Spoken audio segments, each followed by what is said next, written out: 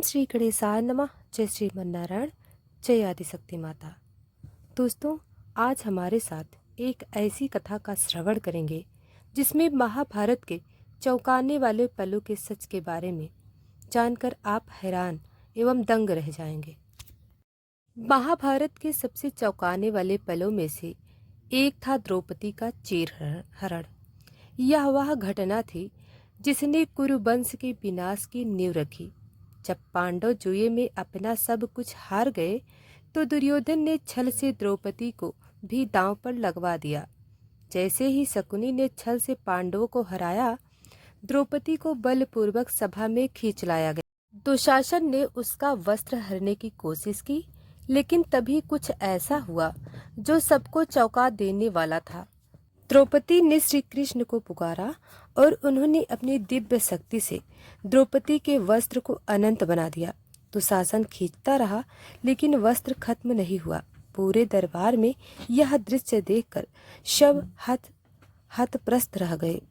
यह घटना केवल चमत्कार नहीं थी, बल्कि यह दर्शाती थी कि अधर्म के खिलाफ ईश्वर हमेशा अपने भक्तों की रक्षा करते हैं। कर्ण, जो कि महाभारत के सबसे महान योद्धाओं में से एक था, उसे जीवन भर अपमान सहना पड़ा। लेकिन सबसे चौंकाने वाला पल तब आया जब उसे उसके सबसे कठिन समय में सबसे बड़ा धोखा मिला। युद्ध के दौरान जब कर्ण और अर्जुन का घमासान युद्ध चल रहा था, तभी कर्ण का रथ धरती में धंस गया। कर्ण पूरी ताकत से उसे निकालने की कोशिश कर रहा था। तभी उसने युद्ध के नियमों का हवाला देकर अर्जुन से कहा, जब तक मैं इसे ठीक नहीं कर लेता, तब तक मुझ पर वार करना अधर्म है। लेकिन तभी श्री कृष्ण ने अर्जुन को याद दिलाया, जब अभिमन्यु को नियम तोड़कर मारा गया था, तब कौन सा धर्म निभाया गया था। यह सुनते ही अर्जुन ने कर्ण को तीरों की वर्षा कर दी और वह वीर गति को प्राप्त हो गया। सबसे दुखद बात यह थी कि कर्ण को जीवन भर केवल अपने वास्तविक परिचय के लिए तरसना पड़ा, और जब उसकी पहचान सामने आई तब तक बहुत देर हो चुकी थी। महाभारत के युद्ध में सबसे चौंकाने वाली घटनाओं में से एक थी अभिमन्यु का वीर गति प्राप्त करना। यह घटना केवल एक योद्धा की मृत्यु नहीं थी, बल्कि यह दिखाती थी कि अधर्म की सीमा कब पार हो जाती है। अभिमन्यु अर्जुन का पुत्र था और केवल 16 वर्ष का था, लेकिन जब कौरवों ने चक्रव्यूह बनाया तो उसे तोड़ने के लिए केवल अभिमन्यु ही आगे आया। उसे सिर्फ चक्रव्यूह में प्रवेश करने का ज्ञान था, लेकिन बाहर निकलने का नहीं। फिर भी वह शेर की तरह दुर्योधन, कर्ण, जयद्रथ, द्रोण और कई महारथियों को पीछे हटने पर मजबूर कर दिया। लेकिन तभी कौरवों ने नियम तोड़ दिए। 7 महारथी एक साथ उस अकेले योद्धा पर टूट पड़े। यह महाभारत का सबसे बड़ा छल था। कर्ण ने पीछे से वार किया, दुशासन के पुत्र ने उसकी गदा छीनी और अंत में जयद्रथ ने द्वार बंद कर दिया ताकि कोई उसे बचा न सके। अंत में अभिमन्यु को क्रूरता से मार दिया गया। यह घटना इतनी चौंकाने वाली थी कि स्वयं अर्जुन ने प्रतिज्ञा कर ली कि अगले दिन वह जयद्रथ का वध करेगा, नहीं तो खुद को भस्म कर देगा। अभिमन्यु की क्रूर हत्या के बाद अर्जुन क्रोध से जल उठा। उसने शपथ ली, यदि मैं सूर्य अस्त होने से पहले जयद्रथ का वध नहीं कर पाया तो अग्नि में झलक पाने प्राण त्याग दूंगा। यह प्रतिज्ञा सुनकर कौरवों में हड़कंप मच गया। दुर्योधन जानता था, यदि जयद्रथ को सूर्यास्त तक बचा लिया जाए तो अर्जुन स्वयं प्राण त्याग देगा। इसलिए जयद्रथ को हजारों सैनिकों के घेरे में छुपा दिया गया। युद्ध के दौरान कौरवों ने अर्जुन को रोकने के लिए हर संभव कोशिश की। कर्ण, द्रोणाचार्य, अश्वत्थामा, कई महारथी अर्जुन के रास्ते में आए, लेकिन अर्जुन ने सबको पीछे छोड़ते हुए आगे बढ़ना जारी रखा। सूर्य डूबने ही वाला था और जयद्रथ सुरक्षित महसूस करने लगा। तभी श्री कृष्ण ने अपनी दिव्य माया से सूर्य को कुछ क्षणों के लिए ढक दिया, जिससे लगा कि सूर्यास्त हो गया। जयद्रथ जैसे ही बाहर निकला, श्री कृष्ण ने अर्जुन से कहा, अब समय आ गया है। अर्जुन ने तुरंत एक दिव्य बाण चलाया और जयद्रथ का सिर आकाश में उड़ गया, सीधा उसके पिता की गोद में जा गिरा। जैसे ही उसके पिता ने सिर पर जमीन गिराया, उनका सिर भी फट गया। इस तरह अर्जुन ने अपनी प्रतिज्ञा पूरी की और जयद्रथ का वध कर दिया। भीष्म पितामह को महाभारत का सबसे शक्तिशाली योद्धा माना जाता था। उन्हें इच्छा मृत्यु का वरदान प्राप्त था, यानी वे तब तक नहीं मर सकते थे जब तक खुद मरने की इच्छा न करे। लेकिन युद्ध के दौरान एक चौंकाने वाला पल आया, जब वह तीरों की सैया पर लेट गए। दशकों तक अजय रहने वाले भीष्म पितामह ने कुरुक्षेत्र में अपने शौर्य का प्रदर्शन किया, लेकिन श्री कृष्ण ने पांडवों को सुझाव दिया कि अगर भीष्म को हराना है तो शिखंडी को उसके सामने खड़ा किया जाए। शिखंडी को अम्बा का पुनर्जन्म माना जाता था, और भीष्म ने प्रतिज्ञा ली थी कि वे कभी उस पर हथियार नहीं उठाएंगे। जैसे ही अर्जुन ने शिखंडी को सामने कर तीर चलाया, भीष्म ने कोई प्रतिरोध नहीं किया। अर्जुन के बाणों ने उनके शरीर को छलनी कर दिया और वे तीरों की सैया पर गिर पड़े, लेकिन वे मरे नहीं। उन्होंने कहा, जब तक सूर्य उत्तरायण नहीं होगा तब तक मैं अपने प्राण नहीं त्यागूंगा। इस घटना ने पूरे युद्ध को बदल दिया, क्योंकि भीष्म के गिरते ही कौरव सेना का मनोबल टूट गया। भीष्म पितामह युद्ध के बाद भी कई दिनों तक जीवित रहे और अंततः सूर्य के उत्तरायण होते ही अपने प्राण त्याग दिए। महाभारत के युद्ध का अंत हो चुका था। पांडव विजयी हो गए थे, लेकिन कौरव पक्ष के आखिरी योद्धा अश्वत्थामा को यह हार स्वीकार नहीं थी। वह गुरु द्रोणाचार्य का पुत्र था और अपने पिता की मृत्यु का बदला लेना चाहता था। तभी उसने एक चौंकाने वाला निर्णय लिया। उसने ब्रह्मास्त्र चला दिया। अश्वत्थामा को यह पता था कि ब्रह्मस्त्र का प्रयोग केवल अत्यंत आवश्यक परिस्थितियों में किया जाता है, लेकिन क्रोध में अंधे होकर उसने इसे पांडवों के खिलाफ छोड़ दिया। अर्जुन ने भी अपने बचाव के लिए ब्रह्मास्त्र छोड़ने की तैयारी कर ली, लेकिन तभी श्री कृष्ण ने बीच में आकर रोका। उन्होंने कहा, अगर दो ब्रह्मास्त्र टकराएंगे तो पूरी पृथ्वी तबाह हो जाएगी। यह सुनकर अर्जुन ने अपना ब्रह्मास्त्र वापस बुला लिया, लेकिन अश्वत्थामा ऐसा नहीं कर सका। श्री कृष्ण ने उसे दंडित करते हुए उसका मणि छीन लिया और उसे अमृत का श्राप दे दिया। आज भी कहा जाता है कि अश्वत्थामा धरती पर भटक रहा है, अपनी अमृता का बोझ उठाए हुए। यह महाभारत का सबसे रहस्यमय और चौंकाने वाला पल था, जिसने सभी को स्तंभ कर दिया। महाभारत के युद्ध में जब कौरवों की पूरी सेना नष्ट हो गई तो केवल दुर्योधन ही बचा था। उसने खुद को एक झील में छिपा लिया, लेकिन पांडवों ने उसे ढूंढ निकाला।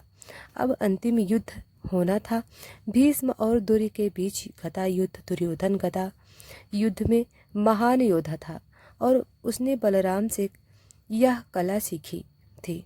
युद्ध शुरू होते ही दोनों के बीच भीषण टकराव हुआ। दुर्योधन की शक्ति देखकर पांडव भी घबरा गए। यह भीम पर भारी पड़ रहा था। तभी श्री कृष्ण ने भीम को इशारा किया और याद दिलाया कि दुर्योधन ने द्रौपदी का अपमान करते समय अपनी जंघा पर हाथ मारा था। यह भीम के लिए संकेत था। जैसे ही दुर्योधन वार करने आया, भीम ने नियम तोड़कर उसकी जंघ पर जोरदार प्रहार किया। इस प्रहार से दुर्योधन की जंघा टूट गई और वह धरती पर गिर पड़ा। यह दृश्य इतना चौंकाने वाला था कि बलराम स्वयं क्रोधित हो गए, क्योंकि यह गदा युद्ध के नियमों के खिलाफ था। लेकिन श्री कृष्ण ने उन्हें शांत कराते हुए कहा, यह युद्ध अधर्म के खिलाफ धर्म की जीत है। दुर्योधन घायल होकर भूमि पर पड़ा रहा और यही उसकी हार का अंतिम पल था। महाभारत का युद्ध समाप्त हो चुका था। पांडव जीत गए थे, लेकिन कुरुवंश पूरी तरह नष्ट हो चुका था। अपने 100 पुत्रों की मृत्यु से आहत गांधारी अत्यंत दुखी थी। उन्होंने सोचा था कि श्री कृष्ण इस विनाश को रोक सकते थे, लेकिन उन्होंने कुछ नहीं किया। इसी क्रोध और शोक में उन्होंने श्री कृष्ण को चौंकाने वाला श्राप दे दिया। गांधारी ने कहा, हे कृष्ण, तुमने युद्ध को रोकने के लिए कुछ नहीं किया। जिस प्रकार मेरे पुत्र का नाश हुआ, उसी प्रकार तुम्हारे यादव वंश का भी नाश होगा। तुम स्वयं अपने मृत्यु का कारण बनोगे और तुम्हारी मृत्यु भी साधारण होगी। श्री कृष्ण मुस्कुराए और बोले, माता, मैं जानता हूँ कि जो होना है वह होकर रहेगा। आपने जो कहा है वह सत्य होगा। कुछ वर्षों बाद गांधारी का श्राप सच हुआ। श्री कृष्ण के यादव आपस में लड़कर नष्ट हो गए और स्वयं श्री कृष्ण को एक शिकारी ने साधारण मनुष्य समझकर तीर मार दिया। गांधारी का यह श्राप महाभारत का सबसे चौंकाने वाला पल था, क्योंकि यह खाता था कि अधर्म के नाश के बाद भी विनाश की छाया धर्म पर भी पड़ सकती है। गांधारी के श्राप के अनुसार श्री कृष्ण के यादव वंश का नाश हो गया। एक दिन श्री कृष्ण द्वारिका के जंगलों में विश्राम कर रहे थे। वह एक वृक्ष के नीचे ध्यान में लीन थे। तभी जरा नामक एक शिकारी ने दूर से उनके पैर को हिरण समझकर तीर चला दिया। जैसे ही तीर श्री कृष्ण के पैर में लगा, शिकारी दौड़ता हुआ आया और देखा उसने किसी साधारण मनुष्य पर नहीं, बल्कि स्वयं विष्णु के अवतार श्री कृष्ण पर तीर चला दिया। वह डर से कांपने लगा और क्षमा मांगने लगा। श्री कृष्ण मुस्कुराए और बोले, जरा चिंता मत करो, यह सब पूर्ण निर्धारित था। राम अवतार में मैंने बाली को इसी तरह मारा था और अब मैं स्वयं उसी कर्म का फल भोग रहा हूँ। इसके बाद श्री कृष्ण ने धरती पर अपना शरीर त्याग दिया और अपने दिव्यलोक को प्रस्थान कर दिए। इस तरह महाभारत का सबसे चौंकाने वाला पल आया, जब स्वयं भगवान का भी अवसान हुआ। श्री कृष्ण के देह त्याग के बाद पांडवों ने महसूस किया कि अब उनके लिए इस संसार में कुछ भी शेष नहीं रहा। उन्होंने राजपाट त्यागने का निर्णय लिया और अपने अंतिम सफर पर निकल पड़े। स्वर्गारोहण के लिए पांचों पांडव और द्रौपदी हिमालय की ओर बढ़ने लगे। यह यात्रा आसान नहीं थी। जैसे जैसे वे आगे बढ़ते गए, एक एक करके सभी गिरने लगे। सबसे पहले द्रौपदी गिरी। भीम ने युधिष्ठिर से पूछा, भैया द्रौपदी क्यों गिर गई? युधिष्ठिर ने उत्तर दिया, क्योंकि उसने अर्जुन को सबसे अधिक प्रेम किया था। बाकी हमसे कम सबके बाद सहदेव, फिर नकुल, अर्जुन और अंत में भीम भी गिर पड़े। हर बार युधिष्ठिर ने कहा कि यह सब अपने किसी न किसी दोष के कारण स्वर्ग तक नहीं पहुंच सके। अब केवल युधिष्ठिर बचे। तभी एक कुत्ता उनके साथ चलने लगा। जब युधिष्ठिर स्वर्ग के द्वार पर पहुंचे तो उन्होंने कहा गया कि वे इस कुल को छोड़ दें, क्योंकि स्वर्ग में उसके लिए कोई स्थान नहीं है। लेकिन युधिष्ठिर ने मना कर दिया और कहा, यह मेरे साथ आया है, इसे छोड़कर मैं स्वर्ग में प्रवेश नहीं कर सकता। तभी वह कुत्ता स्वयं धर्मराज यमराज में बदल गया और बोले, युधिष्ठिर, तुमने सबसे कठिन परीक्षा पास कर ली। अब तुम बिना मृत्यु का अनुभव किए स्वर्ग जा सकते हो। इस तरह युधिष्ठिर ही एकमात्र ऐसे इंसान बने जो अपने शरीर के साथ स्वर्ग में प्रवेश कर सके। युधिष्ठिर जब स्वर्ग पहुँचे तो उन्होंने वहाँ दुर्योधन को राजसी वैभव के साथ बैठे देखा। यह देखकर वे चौंक गए और देवताओं से पूछा, जिस व्यक्ति ने जीवन भर अधर्म किया वह स्वर्ग में कैसे? देवताओं ने उत्तर दिया, दुर्योधन ने योद्धा के रूप में वीर गति प्राप्त की थी, इसलिए उसे स्वर्ग में स्थान मिला। लेकिन युधिष्ठिर अपने भाइयों और द्रौपदी को देखने के लिए व्याकुल थे। जब उन्होंने देवताओं से पूछा कि उनके भाई कहाँ हैं, तो उन्हें एक अंधकारमय और गंदी जगह पर ले जाया गया। वहां से चीख पुकार की आवाजें आ रही थी। युधिष्ठिर को बताया गया कि उनके भाई और द्रौपदी नरक में हैं, क्योंकि उन्होंने जीवन में कुछ ना कुछ गलतियां की थी। यह सुनकर युधिष्ठिर को गहरा आघात लगा। उन्होंने कहा, यदि मेरे भाई नरक में हैं तो मैं स्वर्ग में नहीं रहना चाहता। यही उनकी अंतिम परीक्षा थी। जैसे ही उन्होंने नरक में रहने का निश्चय किया, वह दृश्य बदल गया और देवताओं ने प्रकट होकर कहा, युधिष्ठिर, यह सिर्फ एक परीक्षा थी। वास्तव में तुम्हारे भाई और द्रौपदी स्वर्ग में ही हैं।